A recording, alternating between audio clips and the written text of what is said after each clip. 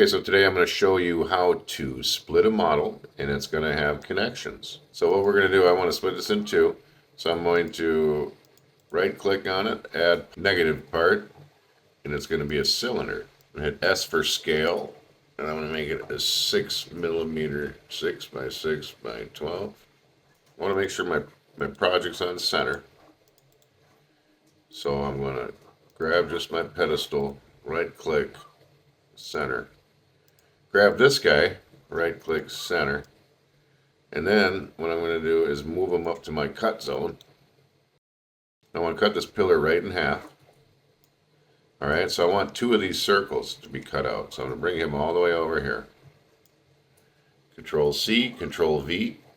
Now I'm going to bring this guy all the way over here to the other side. Okay, now you're going to come over here and you're going to see that you have two of these in here. Now what you want to do is you're going to come over here, cut. Let's aim for the right in the middle of it, like what we had. And just make sure these two are checked. Keep orientation, perform cut. And now, what you're going to see here is you have two parts. I'm going to rotate this one up. Alrighty. So there's your two parts. And you can see I kind of missed it a little bit. And if you got that, you can just go into your objects.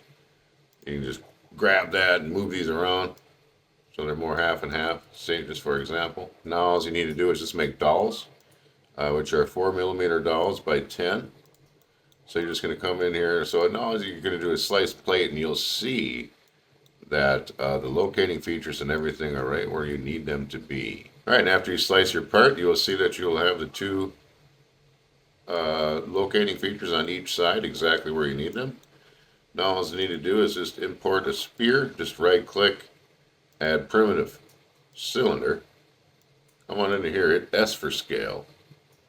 Then we're going to want to go 6 by 6 by 8. Or you can go 10. Why not? 6 by 8, 6 by 10.